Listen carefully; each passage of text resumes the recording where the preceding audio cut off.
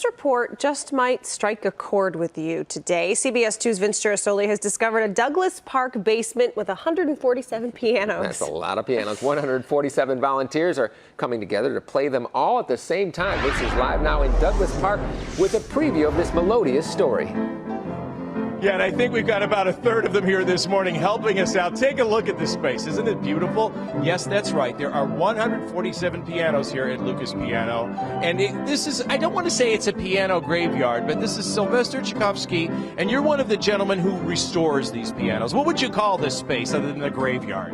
This is where our pianos are sleeping. Yeah, and they're coming to life this morning. They're waking up this morning. Awakened, that's correct. You and your partner here have been repairing and restoring pianos for a long time. When did you start? I started in 1977. I was 30 years old. And so you would say over the course of your lifetime, you've restored hundreds of pianos? That's correct. Okay. If not thousands. If not thousands, all right. Now, we have here Dolores Wilbur with us. She's an artist. She's a professor at DePaul. When you saw this space, along with some other documentary filmmakers from DePaul, you said it had to be put together in some way, shape, or form. Absolutely. To me, this is Chicago. It's a warehouse where people work. It is full of life and art. It's seen so much history. And it's a place where I want people to come together and play. I want to feature them, and I love the men who work here. I want to feature people who work in Chicago. And I'm delighted to work with other professors from DePaul, Pete Biaggi, Dana Hodgson. All these folks who were able to come together. Now, you put out on the internet and in public forums a call for just any old piano player to come in of varying degrees of skill. Were you surprised at how many responded? We were flabbergasted and delighted. So many people clearly want to come and play a piano together, to just play together, to do something together that's about Chicago. It's very exciting. Okay, and so the event is taking place tomorrow night, but you're going to have you need a rehearsal. We need to rehearse.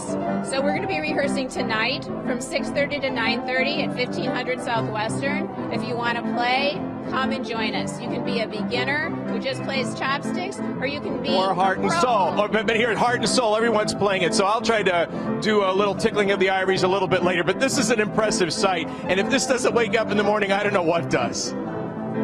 It's true. It's an event destined to strike a chord. Two men are trying to set a new record by having 147 pianos all played at the same time. CBS 2's Vince Girasoli joins us live from Douglas Park with the story of the two men behind all of this. Good morning, Vince. Marissa, let's call this the rehearsal this morning here in the warehouse basement of Lukas Piano. Ed and Sylvester, are you really going to be able to pull this off? 147 folks coming together to play the piano. Oh, no, but we see it now. You're actually seeing the dreams come to life. You have been repairing and restoring pianos since 1978. Do you ever argue about whether a piano's worth it? We're the odd couple. So once in a while, conclusions. Make your own conclusions. Once in a while, you do argue over a piano, right? Together at the end. All right, and you make beautiful music. Let's tell you one more time about this event. It's not just going to be a performance art. It's also going to be documented in a special documentary film, thanks to an awful lot of professors at DePaul University. And one of the folks putting it all together is Dolores Wilbur. She's joining us right now. And Dolores, you really had to put together a bunch of mechanics to make this possible, correct? Absolutely. Now, I want to show you this chart that she has here, for example. She actually had to go through and find the pianos in this warehouse of discarded pianos and mark which ones sound right, correct? Correct. We had to take an inventory of hundreds of pianos, and it was just a fabulous experience, but we had to assess whether or not they played, what they looked like, and how they would sound. Okay, so when actually people come together for the actual filming and performance on Saturday, they're told which piano to be placed at, correct? Yes, they are. They'll be placed at a piano that's perfect for their level of playing ability. And you welcome people of all different abilities to take part in this voluntary event, correct? We are thrilled to have people of every level come and play together. And you put out the word on social media, and so many people responded. Yes, we've had an overwhelming response on Facebook and on different sign-up pages, and we're thrilled. Probably because this really is a Chicago kind of space. It is totally a Chicago warehouse. It's a space where people have worked and lived, and it's a place where people are going to have fun together tonight and tomorrow night. All making beautiful music. 147 pianos. I have to say, I wish I would have had this idea in the first place, but at least I can maybe play along as bad as I play the piano. This is a great scene and a great sound, isn't it, Marissa and Mike? Very good. 47 pianos. Tomorrow, they'll try to play them all at the same time. CBS 2's Vince Girasoli is live in Douglas Park with a preview of what promises to be a melodious event.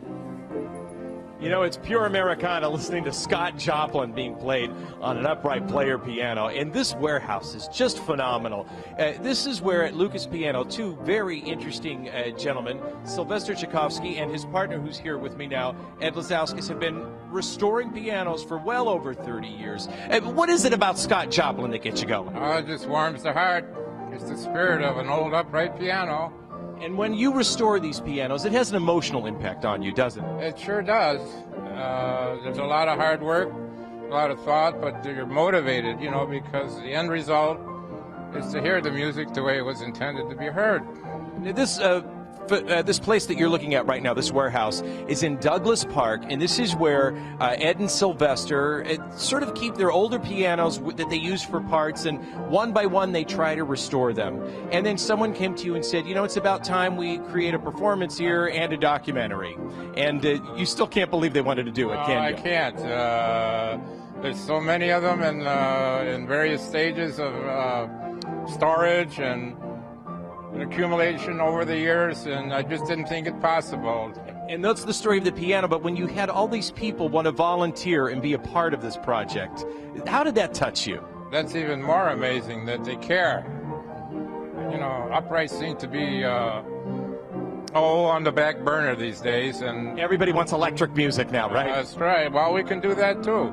It can be added to once the piano is repaired. You can have the digital playback. And that's what you do. You put them inside these fixtures here. It'll be a glorious event tomorrow. Tonight there's a rehearsal for all the volunteers who want to come in here and just sort of play these pianos and then be part of this event where everyone's making music at the same time. 147 pianos, 147 piano players. And I can't play Scott Joplin, but I can pretend. He's doing good. He's giving it a valiant. Yeah, there you go.